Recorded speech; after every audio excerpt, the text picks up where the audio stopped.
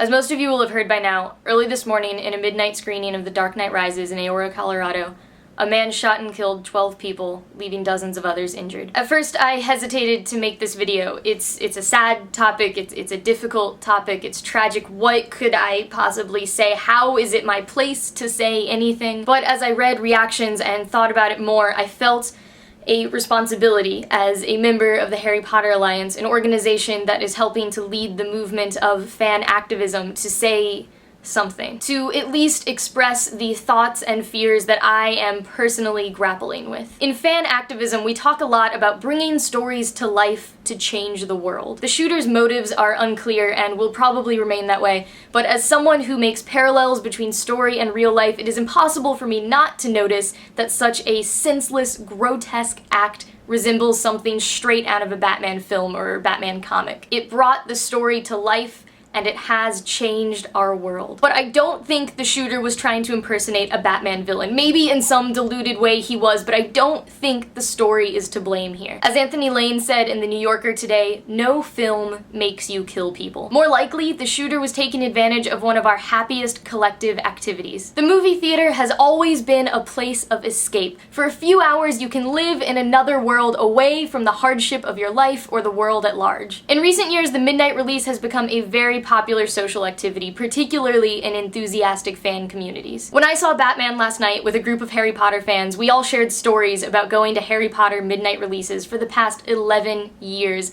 and how those were some of the happiest moments of our lives. Midnight releases are times of collective joy and enthusiasm. When we see movies, we lift our emotional shields, and particularly at that time of night, we are less in touch with reality. The shooter abused this knowledge, and as Alyssa Rosenberg said in an article in Think Progress today, when we go to the movies, we are surrendering our brains and hearts to someone else's vision of the world. We don't expect to surrender our bodies to. The shooter stole one more place that we thought was safe from fear. So what does that leave us with? If it's been shown time and time again that there are people out there who will take advantage of us during our most vulnerable states, what are we supposed to do? Are we supposed to hide? Barricade ourselves in our houses and never do anything we love? Never live? Last month, a woman named Jessica Redfield wrote a blog post after narrowly escaping a shooting at a mall in Toronto. She said, "I was shown how fragile life was. I saw the terror on bystanders' faces.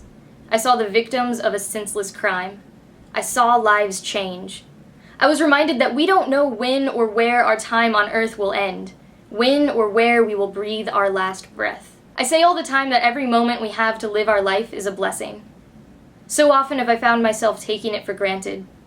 Every hug from a family member, every laugh we share with friends, even the times of solitude are all blessings. Every second of every day is a gift. I know I truly understand how blessed I am for each second I am given." Jessica Redfield was shot and killed early this morning in the shooting in Aurora, Colorado. I do not want to speak for or exploit her memory, but I do think we can learn a very valuable lesson from her experiences, and that is to cherish every second that we have here. I want to leave you with a message from one of my good friends. Be kind and understanding to one another. The world can be a scary place if you let it be. Batman doesn't exist. We have to be our own heroes. One of the things that we say at the HPA is that we are heroes of our own world. But being a hero doesn't mean donning a mask and cape to single-handedly save the world. It doesn't always even mean being a first responder or a leader of social change. Sometimes it simply means having the courage to continue living your own life with love and joy and kindness in the face of inexplicable and unexpected tragedy. The weapon we have is love.